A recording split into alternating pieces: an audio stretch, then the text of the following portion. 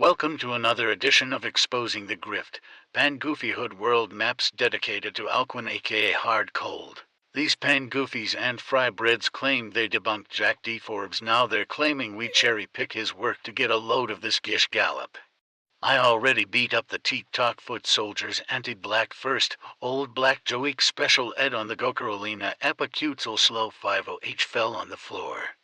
Sassy salamander Pishonine Harriet Kalfani Phillips Gummy the Dumb spewing the same talking points. This moron talking about the middle of page 2 old black Joe wanted me to read on Pumpkin Baby's panel. I propose to apply this example to the basic terms which inform our understanding of African American contact and mixture terms, which are part of a nomenclature developed under colonialism and racism long ago when first working with my own Powhatan Lenape people of Virginia, Maryland, Delaware, and surrounding areas. I discovered that the meaning of racial terms was a controversial issue. I learned that terms such as mulatto and colored were used or had been used in Virginia in a quite different way from the usage in most books, including modern dictionaries.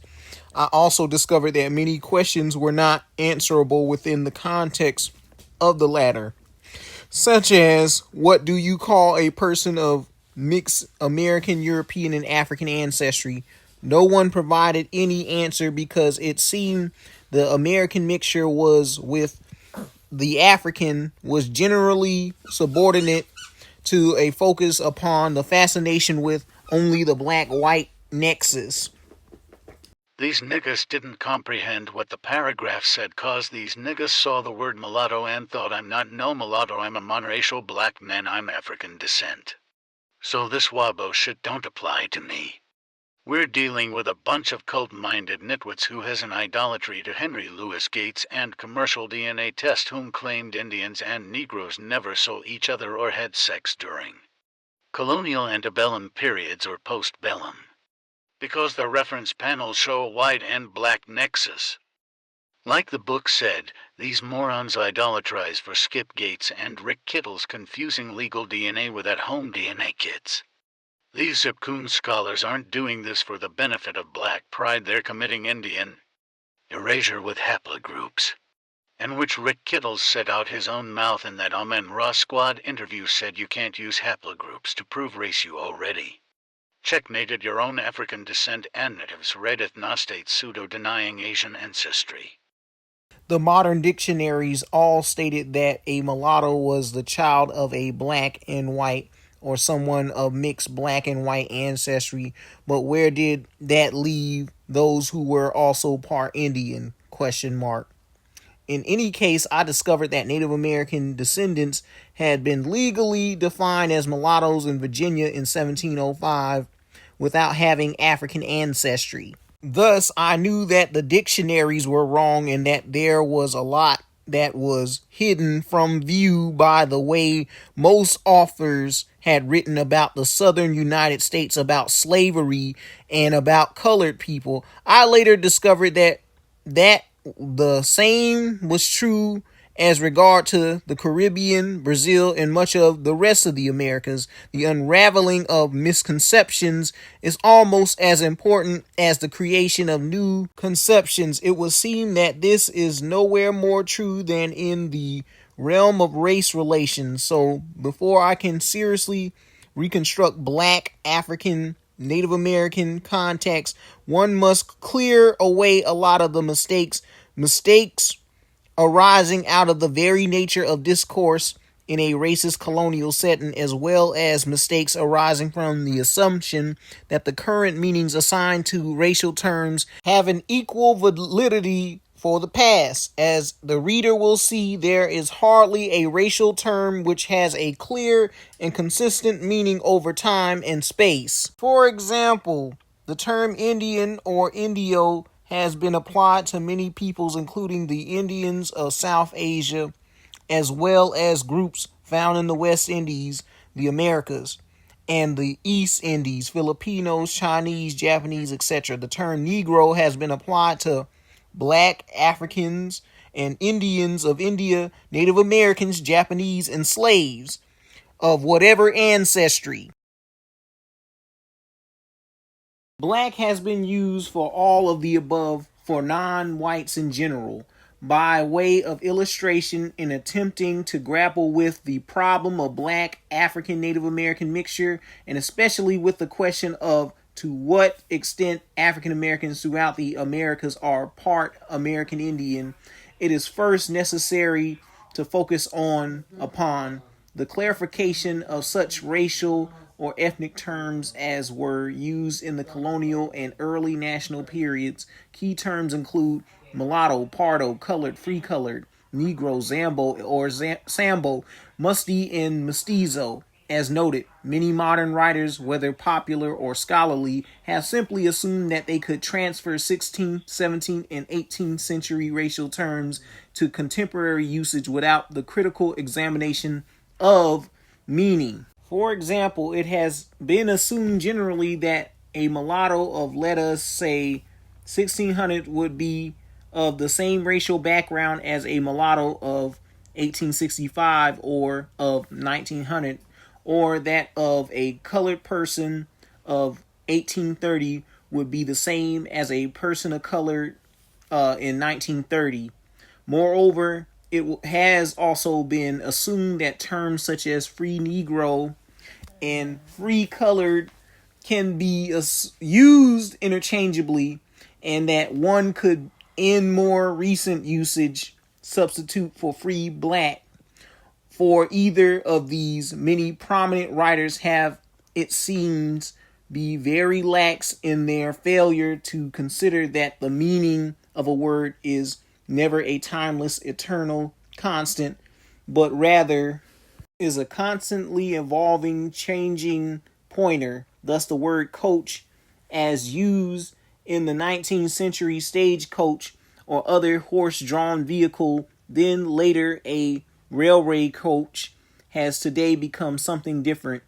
For example, motor coach, and while we can trace the obvious connection between stagecoach and railway coach and motor coach, it is still quite clear that we would be badly mistaken to interpret get on the coach of 1840, for example, as meaning get on the bus in 1960. And of course, the term coach has other meanings today aside from motor coach.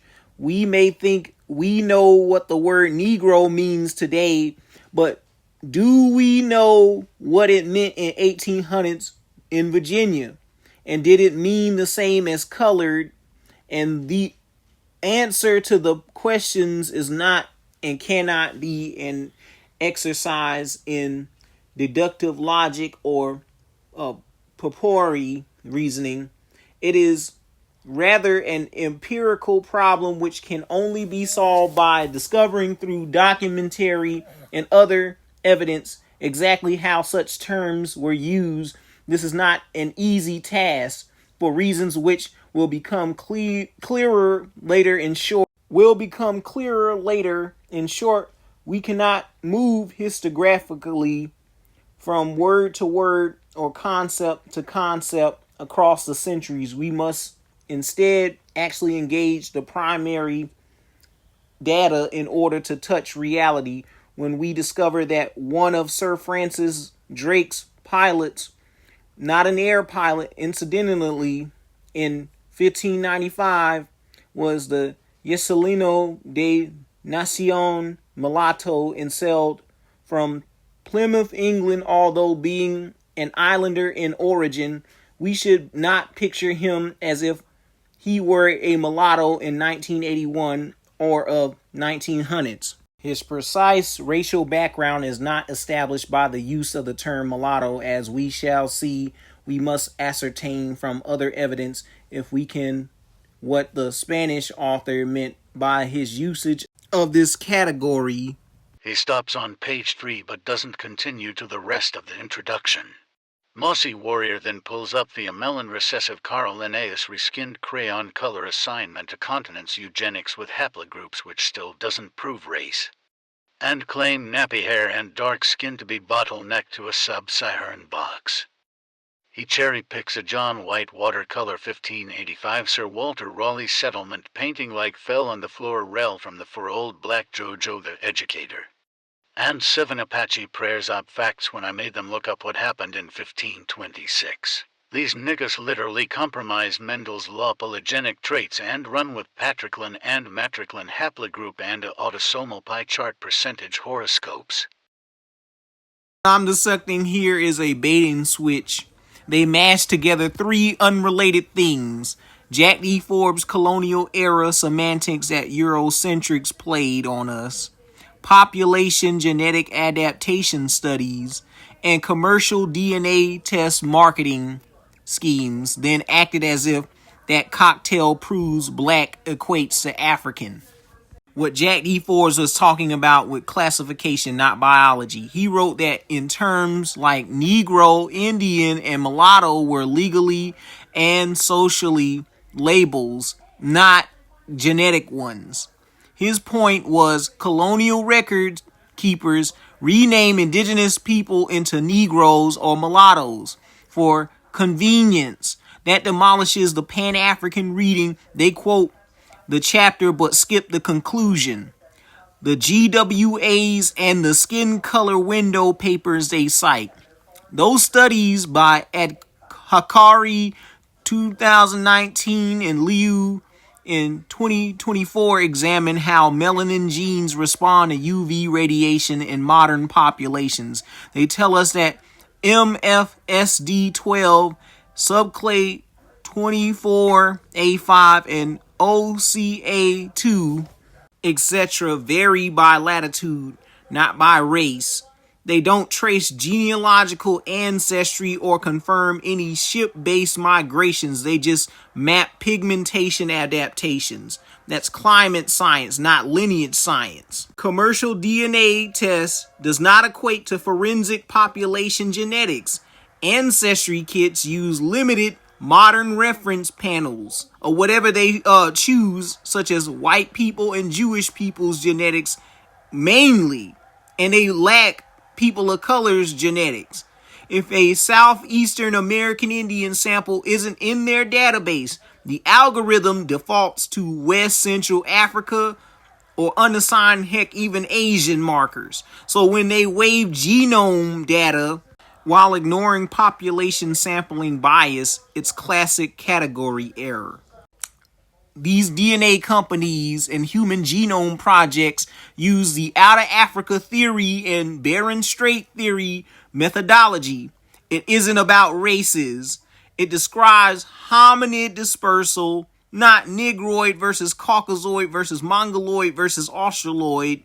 Modern humans, whatever color they are, share the same species, Homo sapiens, that left Africa as primate apes 60,000 years ago. It says nothing about who in the 16th century Negroes in Virginia were ethnically. That's an anthropological misuse on you pan-goofies and pan-natives' own part. Forbes analyzed how words were weaponized, not how melanin genes mutate pigmentation, GWAS. Explains sunlight, not slavery. The Out of Africa model tracks early hominids, not 1700 Virginia birth records. None of that data provides or proves black Americans came up out of Africa. It only proves climate affects skin color.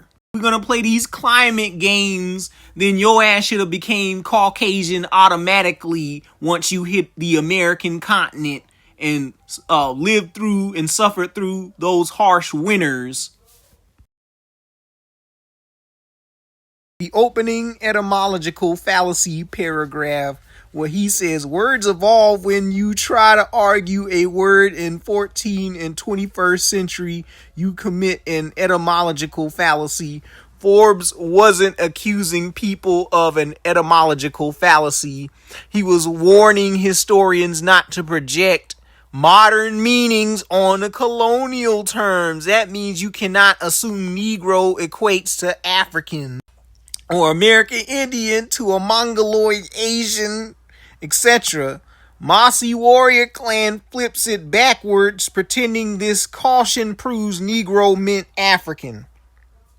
Forbes was literally showing the opposite, that Negro, mulatto, and colored included American Indians in colonial law, which this illiterate moron could not comprehend. Native Americans were defined as mulattoes in 1705. What he quotes, Native American descendants had been legally defined as mulattoes in Virginia in 1705 without any African ancestry. Forbes' purpose in that sentence is the evidence that racial labels were fabrications. He's proving that by 1705, the colonial courts had already erased Indian identity via legal fiction. Mossy Warrior Clan quotes it as if Forbes merely made fun. Historical note: when it's the smoking gun, that mulatto does not equate to African. Neither does Negro, either or colored. Unraveling misconceptions in race relations. What Jack D. Forbes actually says in his book, in the introduction, he tells readers to clear away racist assumptions before studying African and Native contact, because scholars wrongfully treat race terms as stable categories. He even lists how Indian, Negro, and Black, even colored, and mulatto were used interchangeably for all kinds of non-Europeans. That destroys Mossy Warrior Clan's central claim that color equates to continent. These niggas don't even pick up a thesaurus, because a thesaurus will tell you the same shit as well. These morons are illiterate. Their vocabulary is very limited. The coach analogy, meaning and change. Forbes' point on the word coach once meant carriage, later rail car, later bus. Likewise, Negro once meant non-European subject. Therefore, you cannot use, or you can't read Negro in 1650 as if it meant Bantu, Sub-Saharan African, Black. What these pan-goofies and fry-bred Mongol centrists like Mossy Warrior Clan and their crew love to do is misuse Jack D. Forbes by cherry-picking the analogy to pretend Forbes was saying, see, meanings change, so now it doesn't mean African. No, Forbes' moral is the reverse. Historians who treat the old word as modern African are misreading history. The sign inserts GWAS Nature Skin Color Maps. This part has zero connection to Forbes. He's grafting modern pigmentation gene studies onto 17th century ethnological debate. The problem with GWAS tracks gene environment adaptation, not ancestry. Those studies never mention Africans in America, the transatlantic slave trade, or historical classification. He uses them to resurrect the discredited 19th century idea that skin color equates to species evolution. The same logic Jack D. Forbes called colonial pseudoscience. So that makes this nigga a retard. Essentially, he's mixing Darwin-era race science with modern population genetics and calling it proof. See, we're the true Africans. We're only sub-Saharan Bantus from Senegal down to Angola, see? Logic flow on his pseudo-argument, what he does and why it fails. This nigga quotes Forbes' caution about changing words' meaning and misreads it as an endorsement of race terms to apply his biased Pan-African, African slave-only narrative. Admits Indians were called mulattoes, but ignores that this disproves his own African claim. In other words, throw that garbage in the trash. Adds unrelated genome papers, category error. Biology does not equate to colonial law. He conflates skin adaptation with ancestry, confuses phenotype with genealogy, repackages it as proof of a Pan-African's origins, built on circular reasoning and misquotes. The actual takeaway from Jack D. Forbes, most of those termed Negroes or blacks in early Virginia and Carolina were at least in part of American Indian descent. Jack D. Forbes, Africans and Native Americans, page 84 of chapter 3. That's the line Mossy Warrior Clan never posts because it kills the entire Gish Gallop that he displayed.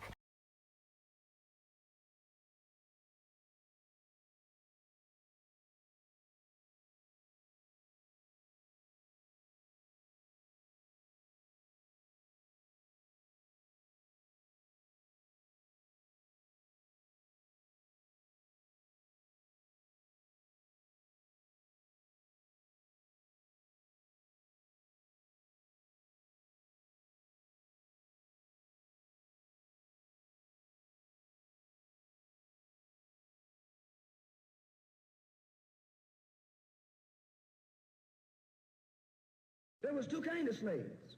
There was the house Negro and the field Negro. The house Negro, they lived in the house with master. They dressed pretty good. They ate good because they ate his food, what he left.